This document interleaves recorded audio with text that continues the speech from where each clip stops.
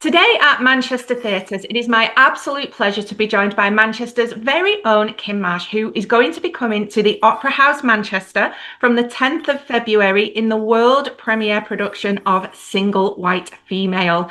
Now, of course, we all know and love Kym from being a singer, actor, and presenter. We've seen her on screen in shows such as Waterloo Road, Coronation Street, The Syndicate. We've seen her presenting and being a panelist on the likes of Loose Women and Morning Live. On stage, we have seen her in some cracking shows. We're talking Abigail's Party, Greatest Days, Fatal Attraction, 101 Dalmatians the Musical, Saturday Night Fever, and of course now Single White Female. So Kym, thank you so much for joining me today. Thank you. I don't think I've ever been so excited about a film that's been turned into a stage production as this one, and kind of like intrigued as to how are they going to do this. I'm so excited. So tell us a little bit about the story, a bit of a recap as to what we need to know. Well, you might be surprised, really, because it is, although the titles very much remains the same, and also the kind of heart of the story remains the same. There are differences to this adaptation. The story is a little bit different, but like I said, the essence remains the same. So it's very much brought up to date. We enter the digital world in terms of we're introducing social media. Because if you think about that movie back in the day, for those that remember it back in the 90s, what the essence of that was about, somebody, very much trying to take on board someone else's identity and a bit of stalking and that kind of thing going on. If you think about that now updated into 2026, you think about social media and how that effect might have, what that effect had on that original story. You can see how that might become, it steps it up, it steps the stakes up much more. Yeah. I think people will be surprised because I think, if you're going to the theatre expecting an exact replica of that film, you're not going to get that.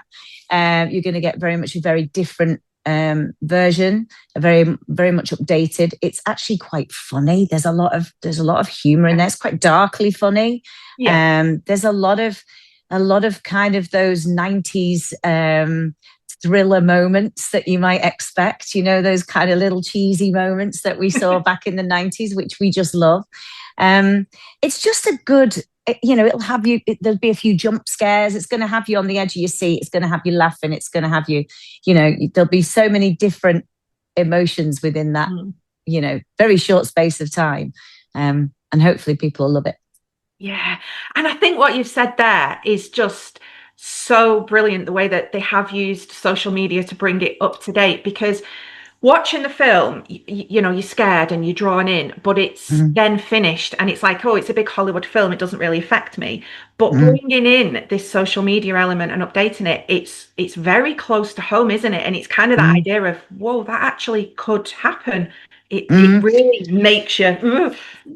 Yeah, it does. And I think, there's an introduction of, so Allie in our play, Allie has a daughter, a teenage daughter. And you couple that teenage daughter with the world of social media.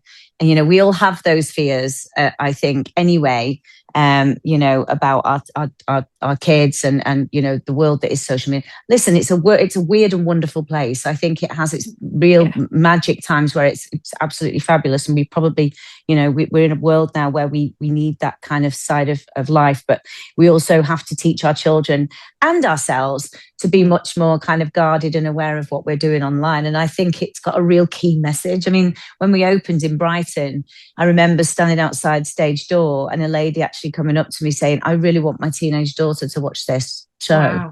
Wow. Because there is that hidden kind of message in there. Well, not really hidden, I suppose. It is there.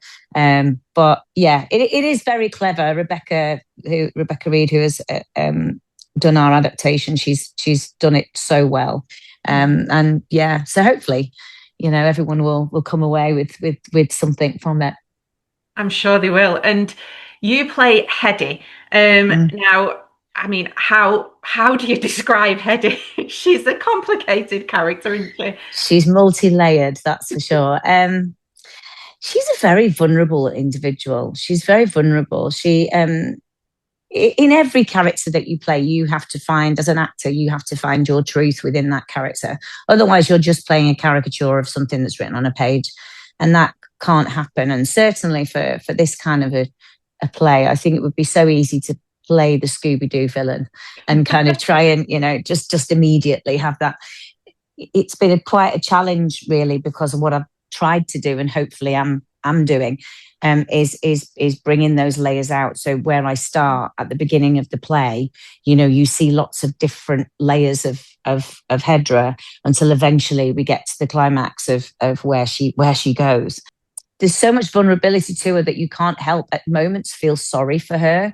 There's an empathy, there's a sympathy, and for me as an actor, it was very important that I tried to tap into those moments, because we don't just want her to be this woman that just is hell-bent on destroying people's lives. Yeah. What was the reason behind that? And it was very much the same when I played Alex Forrest in Fatal, because, again, if you go back to those 90s movie, and particularly that Fatal Attraction, if you think about the world in which they lived in at that point, it was very much a man's world, and she was very much seen as this, insane person. And actually, when you peel back the layers, you realize that she's a very vulnerable person, and things have happened to her in the past. And actually, you weren't treating her very nicely. And this is why this is, and don't get me wrong, boiling a bunny rabbit was probably a little bit out of my empathy, I think.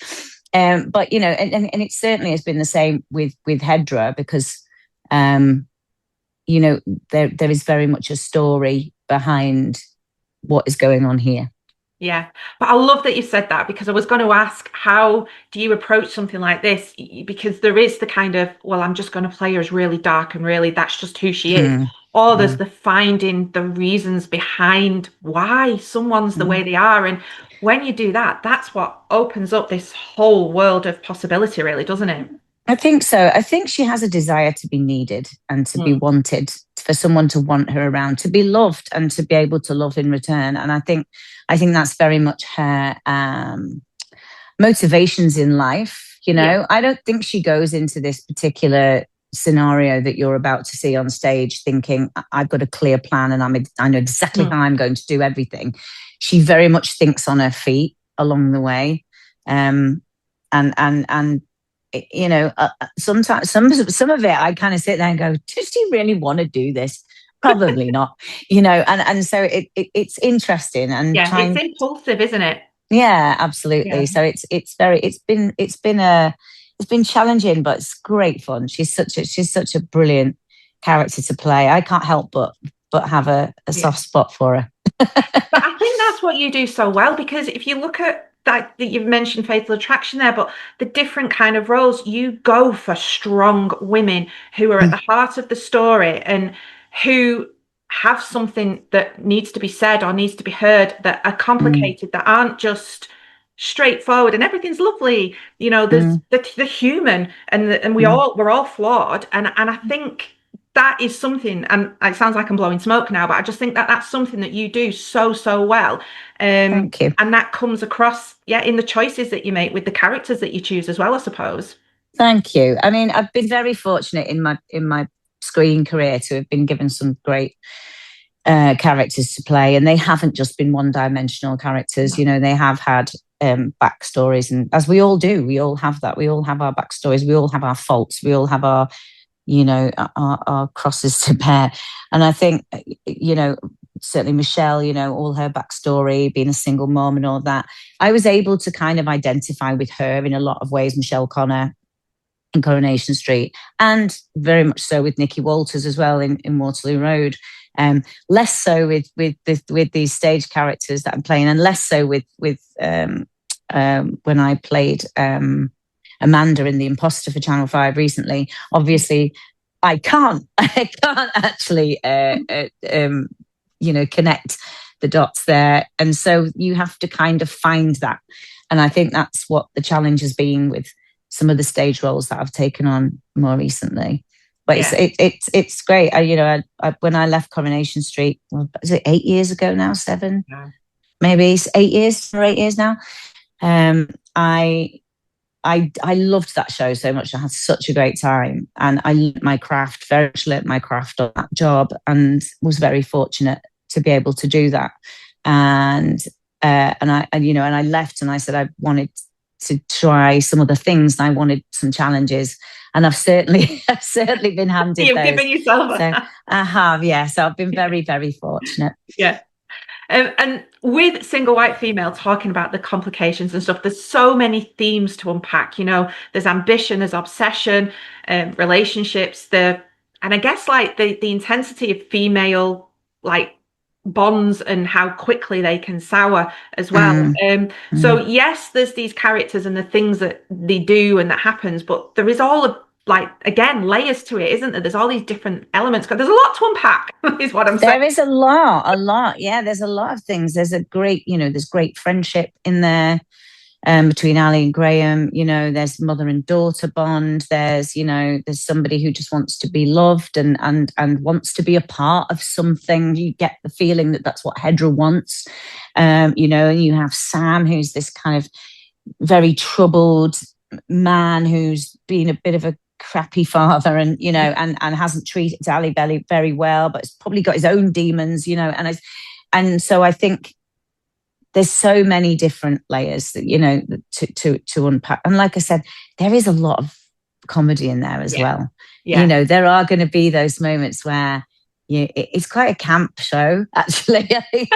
me and Lisa were talking about this last night, and I think that's part of the beauty of it, because 1 minute it has you frightened and jumping, and the next thing you get this really cheesy kind of 90s horror thriller moment where you just laugh, and it just, you can't help but go, that's brilliant. That's like that moment from that film where you go, it's and so I think it's got a little bit of magic in it. I think it's quite good. What a brilliant place to hold the audience, though, because you're giggling and you're laughing and you're going, oh yeah, this is, like you say, that's that, and all of a sudden, boom! Just as you start to relax, it's just like, boom. And so that it kind of makes the highs high, and then the scary bits even more, like, because you've just let your guard down as it hits you. Yeah, it's great for us. It's thrilling for us because actually we did one of the shows the show we did in York last night, and the audible gasps and the and the and all that kind of stuff, and we can hear it on stage. It's so thrilling for us because we're like, yes, we're doing it right, and it's it just and there's like moments where there's like noises and people go, oh, and you can hear the nervous laughter. Oh my God, you can hear people kind of, and it's so good to know that we're bringing that to those people in the audience. So yeah, it's great fun, and it's got some great music all the way through it as well. You got a bit of Slipknot, a little bit of Eminem in there. It's like there's some real cool kind of angsty tunes in there as well. I've not seen it yet, but I believe that the creatives on this, like from the music to the sound to the set and everything, it's almost like its own character, the way that it really helps with the story. It's been beautifully done. I mean, set design by Morgan is just incredible. Morgan actually did Fatal Attraction set as well, so I've worked with him before. And costumes and everything were down to him. The contrast between Hedy and Allie in terms of what they wear is even brilliant and genius and very well thought out. The set, the lighting, the sound, you basically got what you get in a film. So, when there's a moment of something's happening, you get that kind of thing. That's happening within the show. So it just heightens the whole experience, really, I suppose. Yeah. And so finally, we've started this whole thing. It starts as a book, it goes to a movie, and then we've got the world premiere stage production that you have taken from read-throughs to rehearsals to tech to stage. What is it like being out there knowing that you are the first people like doing this and breathing life into this new genre? I'm super proud. Because I was having conversations about doing this just after we'd finished Fatal Attraction. So we're talking, 4 years ago now. And I had this conversation with Richard Darbourne at ATG about, we were trying to get together and think about what projects we could do. And I came up with the idea of Single White Female, and he said it's never been done. And they then went, and obviously the process of buying the rights to that. And then where do we start? We got Gordon Greenberg, who's the most brilliant director from New York. He came on board, and Rebecca Reed came on board to do the reimagining of it, rewriting. And then it was like a case of, right, okay, so let's do the read-throughs. So from that, it's been 4 years in the making. Wow. So to now actually be on the stage with an idea that was just a little idea from me, and now we're here going, look what we're doing, and audiences are loving it, and, having these conversations. It's such a proud moment. And I think all of us as a cast, we do have a wonderful, wonderful cast. I mean, Lisa and I, our faces are on that poster, but it goes way beyond that, because we are a very small cast. But they're all so brilliant. They're all so brilliant, and they're brilliant at what they do. Anna and Patrick, who are our understudies, and little Frankie as well. They're just really great, and we feel very supported knowing that they're there, and that and it's just so wonderful being a part of such a great company of people. You can literally step on that stage and you feel safe, and that's such a great place to be, to know that if I forget a line, I know someone's going to pick it up and be able to move on forward, and to trust each other. And we have such a laugh, and and I really feel like our rapport comes across on stage. So very proud to be part of it. Well, I cannot wait to come and watch it. Michelle, I called you Michelle then. That's all right. Kym, thank you so much for chatting with us today. We can catch you at the Opera House in Manchester from the 10th of February. All the best, and we will see you very, very soon. It's easy to lose sight of what we have.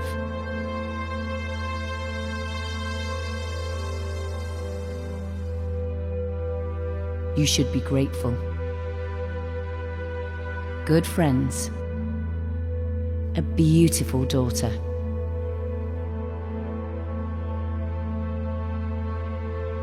You don't know how lucky you are. Some of us would